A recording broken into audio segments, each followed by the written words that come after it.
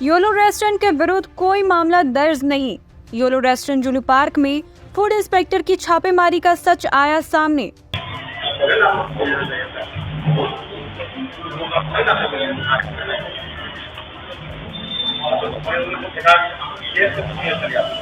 Video को एक बार फिर गौर से देखिए और सुनिए कि किस तरह अधिकारी डबल पेमेंट के पैसे वापसी में ये बोल रहे हैं कि ये पैसा अगर पहले वापस कर दिए होते तो ये रेड नहीं पड़ती।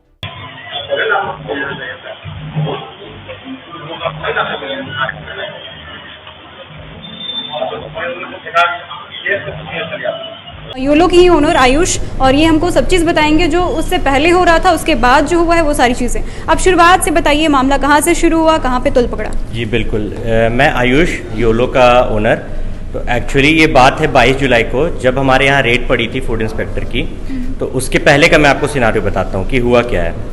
पहली बात तो आपने जो वीडियो देखा है जो सर्कुलेट हो रहा है मार्केट में, जिसमें फूड इंस्पेक्टर बोल रहे हैं हमारे रेस्टोरेंट के बारे में, वो हमारे यहाँ का है नहीं। क्या बोला था? कंप्लीट बातें बताइए अभी। सारा कुछ बता रहा हूँ मैं। तो ये बात स्टार्ट होता है 21 जुलाई को। 21 जुलाई को क्या हुआ, फूड ऑफिसर थे विश्वजीत जी।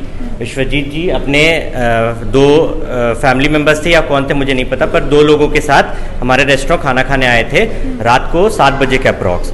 और वो खाना खाकर गए तो उनका बिल कुछ 1200 समथिंग हुआ, जिनमें उन्होंने टिप भी देकर गए। पेमेंट जब किया उन्होंने, तो उन्होंने यूपीआई पेमेंट किया, जो कि हमारे यहाँ फेल चल रहा था। तो हमने उनको बोला कि आप कैश पेमेंट कर दो सर, तो आपका जब पेमेंट रिसीव हो जाएगा तो हम आपको एक पेमेंट रिटर्न कर देंगे।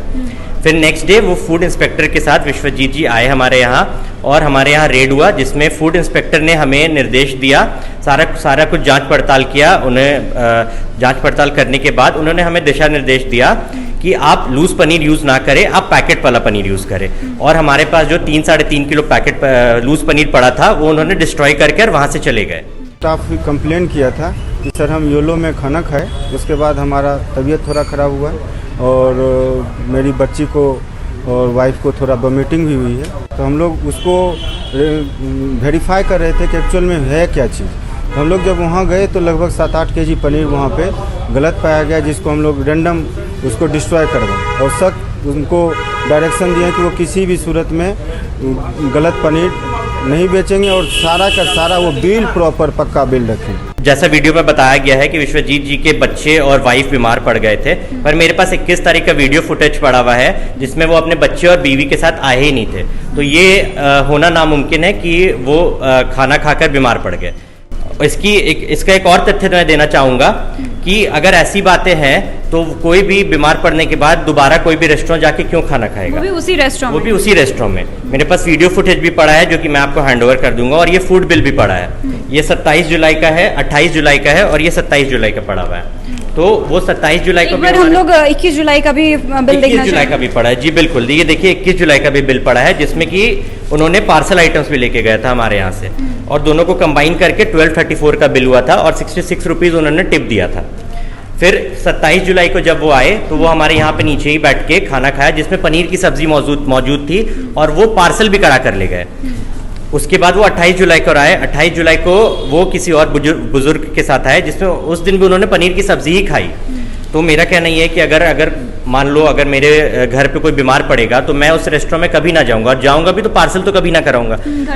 तो मेरे को बस आप लोगों के सामने ये सच्चाई पेश करनी है कि एक्चुअली उस दिन से लेके आज तक हुआ क्या, क्योंकि इस सब चीज़ों की वजह से जो मैंने बहुत इतने नाम बनाया था अपने रेस्टोरेंट का, वो एक दिन में मेरे को बदनामी झेलना पड़ रहा है और बहुत नुकसान हो रहा है मेरे को। तो इसके बाकी मेरे कस्टमर्स को भी पता है कि मैं किस क्वालिटी का फूड प्रोडक्ट यूज़ करता हूं और किस तरह का उनको खिलाता हूं। बाकी मैं सब लोगों को ओपन इनविटेशन देना चाहूँगा थ्रू आउट लाइफ टाइम 365 दिन का, कि कोई भी मेरे यहाँ पे 365 दिन में से कभी भी आकर मेरे पास स्टोर रूम में और किचन में घुसकर जांच कर सकता है या देख सकता है कि हम किस तरह का साफ सफाई और किस तरह का फूड क्वालिटी यूज़ करते हैं। N4 News Bharat।